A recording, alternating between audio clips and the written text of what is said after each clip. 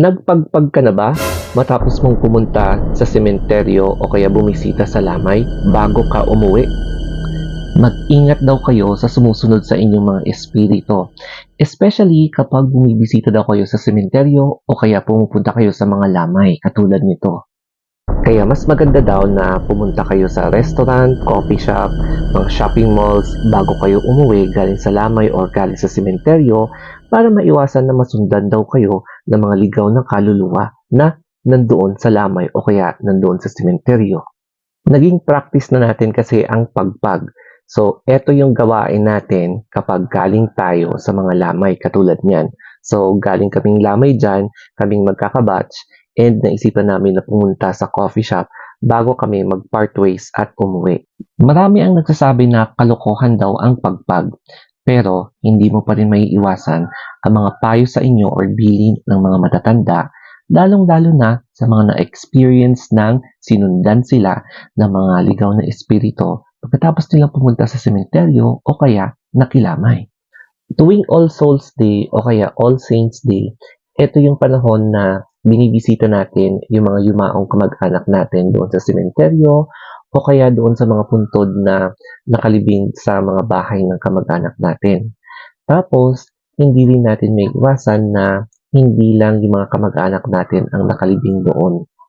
Tapos, bago tayo umuwi, kinakausap tayo or nagkakaroon ng billing, lalo na sa mga elders ng pamilya natin o kaya kamag-anak natin na huwag agad umuwi or huwag dumiretso sa ating bahay para maiwasan natin yung mga biglang sumasama na espiritu doon sa bahay natin. Kaya mas mabuti daw na pumunta kami sa ibang lugar, ibang siguro recreational centers such as coffee shop, restaurants, mga ganyan o kaya bar para mahimasmasan tayo and maiwasan natin na maisama yung mga espiritu, especially sa mga ligaw na kaluluwa na makapasok sa tahanan natin.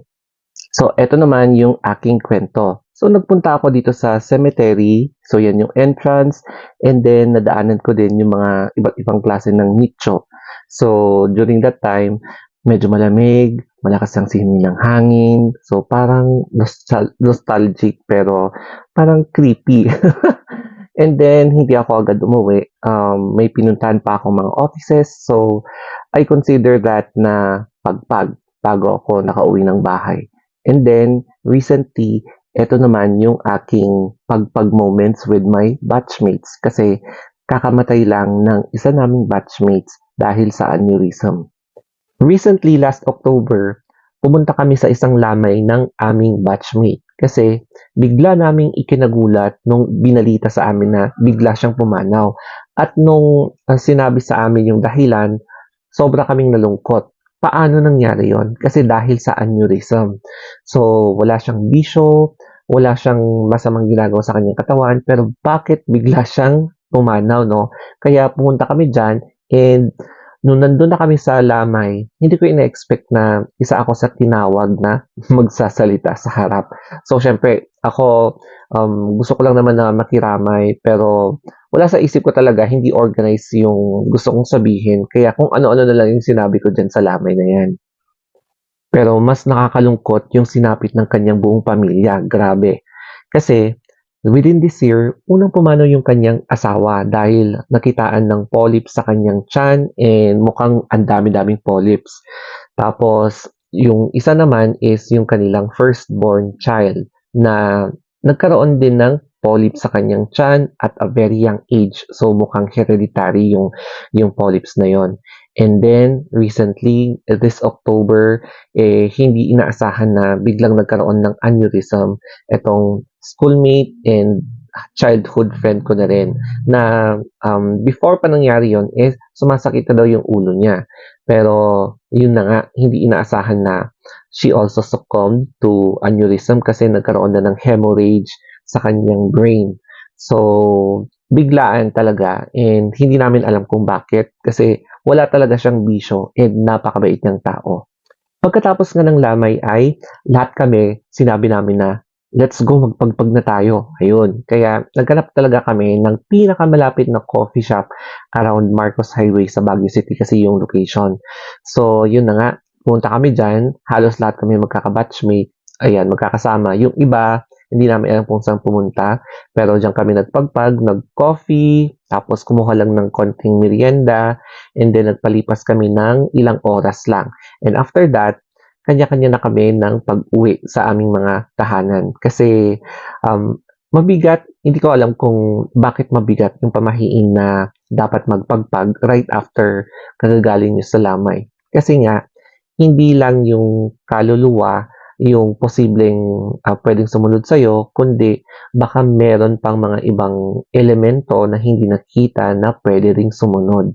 Alam nyo, last January, meron din akong friend na biglang pumanaw dahil sa heart attack.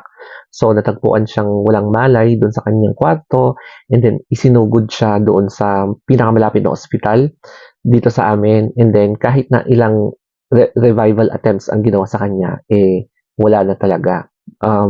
Nung lamay na niya, pumunta kami, and then nagtagal kami ng 2 hours, and then after nun, hindi kami agad umuwi kasi nag-bar na lang kami para magpagpag. So, doon na kami nagpagpag with all that ininom namin, and then naging tipsy, and then eventually, nakauwi naman na kaming happy, and sa tingin namin naman, walang sumunod sa amin. Last March, nagkaroon din kami ng relative na nag-suffer sa stroke. So, isinugod siya sa ospital, and then na-admit siya for ilang days, pero nag-arrest siya and pumanaw. So, pumunta kami sa kanilang bahay. So, gabi na yon, namalagi kami ng, I think, 3 hours. So, after nun, nung pumunta kami sa lamay, so ayan yung lamay, no? Kumanta kami, nag-pray, nag-alay ng something, and then, para makapagpagpag kami, pumunta kami sa isang bahay ng relatives din namin doon. So, namalagi kami ng ilang, siguro 30 minutes. And then, after nun, nung pauwi na kami, naghanap pa kami ng coffee shop. So, dumaan na kami, nagkape ng konti, and then, umuwi na para hindi kami masundan ng pagpag. O, di ba? So, nagpagpag kami para hindi kami masundan ng mga elemento. So, that's it sa aking kwentong pagpag. So, it's okay kung maraming hindi naniniwala, pero uulitin ko, hindi rin natin may iwasan yung mga sinasabi or advice ng mga matatanda and even mga ilang friends natin. So, anyway, don't forget to follow me sa ating Instagram account if you want to follow me. And then, syempre, pati na rin sa mga social media accounts ko. So, thank you guys. Always stay safe and have a nice day. And pray.